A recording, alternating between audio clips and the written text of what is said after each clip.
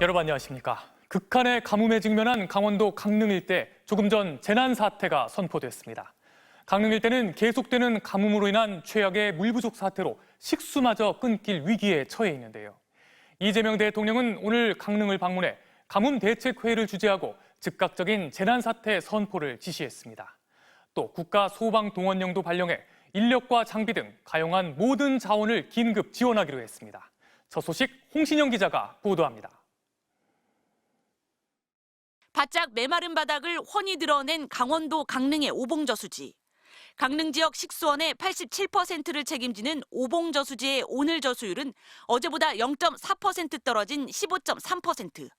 또다시 역대 최저치를 갈아치우며 재난 상황인 15% 붕괴가 코앞에 놓였습니다. 15%선 붕괴와 동시에 수도 계량기를 75% 잠가버리는 제한급수 시행이 예고된 최악의 물 부족 사태. 순방 뒤 첫 주말을 맞은 이재명 대통령은 곧바로 오봉저수지를 찾았습니다. 만약에 이 저수지물이 거의 많이 떨어진다. 그러면 저쪽 영곡의 추수장을 통해서 보완할 수 있는 건 어느 정도예요? 충남 보령시 등이 생수 2만 병을 보내는 등 도움의 손길이 이어지고 있지만 여전히 마실 물조차 부족한 상황입니다. 저희 종합적으로 좀 넓히셔서 재난 사태를 선포해 주시기를 부탁을 드리겠습니다. 이건 행안부 장관 소관 업무라고는 하는데 긴급 재난 사태 선포를 해달라고 하시는 거잖아요. 필요하면 그렇게 하시죠. 네, 그렇게 좀 처리해 주시고요.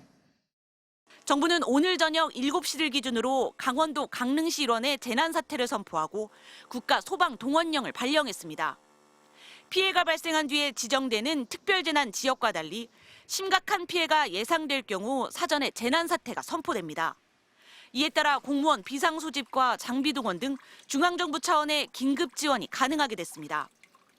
행정안전부의 각 지자체의 급수 차량 지원과 생수 지원 등을 정부 차원에서 요청하라고 지시한 이 대통령은 반복되는 영동 지역의 가뭄 사태 해결을 위해 강릉뿐 아니라 저수 시설이 취약한 지자체를 조사해 대응 방안을 보고하라고 주문했습니다.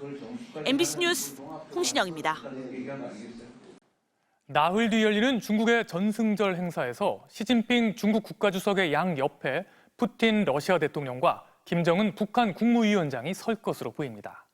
냉전 시대 사회주의 형제 국가였던 북한과 중국, 러시아의 새 정상이 함께 나란히 서는 장면이 연출되는 겁니다. 다시 거세지고 있는 한미 일대 북중러의 신냉전 대결 구도를 상징적으로 드러내는 장면입니다. 미국과의 동맹 관계가 최우선이지만 그렇다고 이웃나라인 중국을 쉽게 볼 수도 없는 우리로선 중심 잡기가 만만치 않은 상황인데요. 요동치고 있는 한반도 주변 질서를 먼저 신재웅 기자가 보도합니다. 러시아 크렘린궁이 이번 중국 열병식의 중앙 좌석 배치를 공개했습니다. 시진핑 주석 오른쪽에는 푸틴 대통령이, 왼쪽에는 김정은 위원장이 자리합니다. 냉전 이후 처음으로 새 정상이 나란히 서는 장면을 연출하면서 한미일 공조에 맞선 북중러 삼각연대를 과시할 것으로 보입니다. 10년 전 70주년 행사 때는 왼쪽에 장점인 전 주석이, 오른쪽에 푸틴 대통령에 이어 박근혜 전 대통령이 섰던 것과도 비교됩니다. 그 당시 한국을 대접했던 것보다 훨씬 더 높은 수준에서 북한을 대접한다. 3자가 나란히 서서 일종의 대미전선, 이것을 구축한다는 의미를 강하게 내포한다고 볼 수 있겠죠. 북한과 러시아 외에도 이란과 미얀마 등 권위주의 국가 정상들이 대거 참석하는 가운데 주중 미국 대사는 불참할 거란 관측도 나왔습니다. 방중을 앞둔 김정은 위원장은 우크라이나 전쟁에 파병됐다 숨진 장병들의 유족들을 위로하는 행사를 일주일 만에 다시 열었습니다. 북한 방송은 이례적으로 김 위원장의 육성이 담긴 영상을 하루 만에 빠르게 공개했습니다. 유가족들 모두가 하루빨리 오늘의 이 아픔을 이겨내시기를 바랍니다. 김 위원장은 유가족들에게 90도로 고개를 숙이는 모습도 보였습니다. 또 속죄라는 단어까지 써가며 영웅들이 남기고 간 자녀들을 책임적으로 잘 키우겠다고 말했습니다. 앞서 국정원은 북한군 피해 규모를 전사자 600명을 포함한 총 4,700명으로 추산한다고 지난 4월 국회에 보고한 바 있습니다. MBC 뉴스 신재용입니다. 이런 가운데 그동안 중국의 반도체 기술 발전을 견제해온 미국이 또 다른 규제책을 내놨습니다. 중국 내 외국 공장에 대한 미국산 반도체 제조 장비 공급 규제를 강화하기로 한 건데요. 삼성전자와 SK하이닉스의 중국 공장이 여기에 해당돼 우리 주력 산업의 위축이 우려됩니다. 이어서 김건희 기자가 보도합니다. 미국 상무부가 어제 삼성전자와 SK하이닉스 등을 검증된 최종 사용자에서 제외하겠다고 밝혔습니다. 검증된 최종 사용자 VEU는 별도의 허가 절차나 기간 제한 없이 미국산 장비를 중국에 공급할 수 있는 예외적인 자격입니다. 이 자격이 없어지면 중국에 있는 반도체 공장에 미국산 장비를 들여놓을 때마다 일일이 미국 정부의 심사와 허가를 받아야 합니다. 조치는 9월 2일부터 120일 후 시행됩니다. 대규모 투자로 반도체 사업을 키우겠다는 트럼프 정부의 구상에 따른 것으로 보입니다. We need hundreds of billions of dollars of semiconductor investment in America, and the Trump administration and Donald Trump is going to bring that home. You watch us do it. 또 기술 유출 우려도 작용했다는 분석입니다. 미국서 투자할 충분한 여력이 있는 외국 기업들이 중국에서 공장을 짓고 생산 활동을 하는 것을 어느 정도 제한하겠다. 미국에서는 기술 이전의 가능성이 높다 이렇게 보는 거죠. 삼성전자와 SK하이닉스는 중국에서 낸드 플래시와 D램 반도체 공장을 운영하고 있는데 한두 세대 전의 제품을 생산하고 있어 당장 큰 영향은 없을 것으로 보고 있습니다. 하지만 핵심 공정 중에는 미국이 원천 기술을 가진 장비가 많기 때문에 장비를 업그레이드해 생산력을 높이거나 고사양 제품을 만들기는 어려워졌습니다. 정부는 미국의 계획을 사전에 공유받았다면서 우리 기업에 대한 영향을 최소화할 수 있도록 미국과 긴밀히 협의하겠다고 밝혔습니다. 그러나 100%를 언급한 반도체 품목 관세와 맞물릴 가능성이 커 추가 협상이 쉽지는 않을 것으로 보입니다. MBC 뉴스 김건희입니다. 이처럼 힘을 앞세운 트럼프 정부의 일방적인 질주에 전 세계 긴장감이 고조되고 있는데요.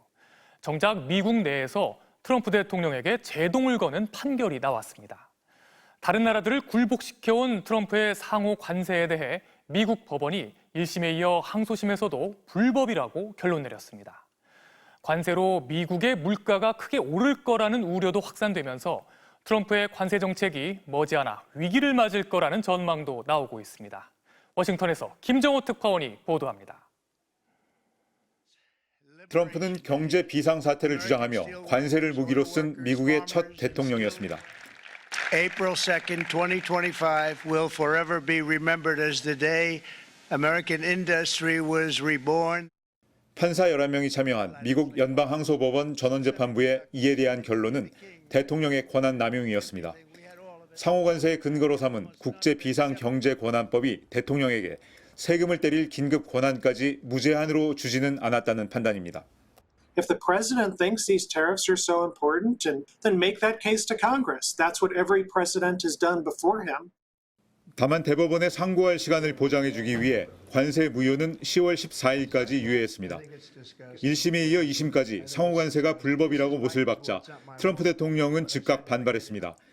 재판부가 정치 편향적이다. 관세가 사라지면 국가의 총체적 재앙이 될 거라고 주장했습니다. 대법원의 도움을 받아 관세를 미국의 이익이 되도록 쓸 것이라고도 썼습니다. 이번 판결은 미국에서 100년 넘게 유지해온 소액 수입품 면세가 철폐된 첫날 나왔습니다. 800불 이하 수입품에도 관세를 매기면서 많은 나라가 미국행 우편물 발송을 중단했고 그 피해는 중소업체를 짓눌렀습니다. One of my suppliers in Japan saying, "We have your order, it's paid for, we're packing it up, but our shippers aren't going to send it to the US." 관세가 물가를 밀어올릴 거란 우려로 소비자들의 경제 심리 역시 빨간불입니다. 미국 경기에 대한 소비자들의 자신감을 반영하는 소비자 심리 지수가 전월 대비 3.5포인트 떨어졌습니다. 향후 1년 기대 인플레이션은 4.8%로 뛰었습니다. 여기서 더 오르면 정말 진짜 서민들은 뭘 먹고 살아야 될지 조금 좀 안정을 취해주셨으면 좋겠어요. 바깥의 무역 상대국은 쉽게 압박할 수 있었을지 모릅니다. 하지만 트럼프 관세의 앞길을 가로막을 더 큰 장벽은 미국 안에 있습니다. 워싱턴에서 MBC 뉴스 김정호입니다. 이어서 특검 수사 소식입니다. 통일교 측으로부터 1억 원을 받은 혐의로 구속영장이 청구된 권성동 의원에 대한 체포 동의안이 이르면 모레 국회에 보고될 예정인데요. 통일교로부터 돈을 받지 않았다고 주장해온 권 의원이 특검 조사에서 통일교 한학자 총재를 찾아가 큰절을 한 건 맞다고 인정했습니다. 그동안 통일교와의 관계를 철저히 부정하던 입장에서 미묘하게 달라진 겁니다. 김지성 기자가 보도합니다. 경기도 가평에 위치한 통일교 본부입니다. 통일교 성전과 한학자 총재 거처 등이 모여있는 곳입니다. 특검은 권성동 의원이 지난 2022년 2월과 3월 이곳에서 한학자 총재로부터 현금이 담긴 쇼핑백을 받은 것으로 의심하고 있습니다. 권 의원은 지난 2022년 1월 윤영호 통일교 전 세계 본부장으로부터 1억 원을 건네받은 혐의도 받고 있습니다. 이에 대해 권 의원은 한 달 전 통일교 측과 청탁이나 조직적 연계 등 어떤 부적절한 관계도 맺은 적이 없다고 밝혔고 특검에 출석하면서도 통일교로부터 돈을 받은 적은 없다고 주장했습니다.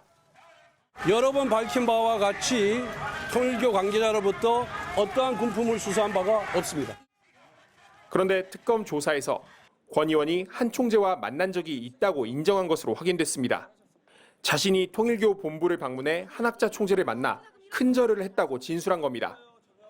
권 의원은 한 총재가 연세도 많아 예의를 차리기 위해 절을 한 것뿐이라며 대선 기간 다른 여러 종교 지도자도 만나고 다녔다고 진술한 걸로도 알려졌습니다. 통일교와의 관계를 전면적으로 부정하던 기존 입장에서 미묘하게 달라진 겁니다. 권 의원이 한학자 총재를 만난 것을 인정하면서 한 총재 소환 조사도 불가피해졌습니다. 실제로 돈이 오고 갔는지 확인이 필요하기 때문입니다. 한 총재가 소환되면 통일교가 국민의힘 당대표 선거 개입을 위해 신도들을 입당시키고 총선 비례대표 공천을 요구했다는 의혹도 조사할 것으로 보입니다. 특검은 의혹을 밝혀내기 위해선 권 의원의 신병 확보가 필요하다는 입장인데 영장이 청구된 권 의원에 대한 체포 동의안은 이르면 다음 달 1일 국회 본회의에 보고될 예정입니다. MBC 뉴스 김지성입니다.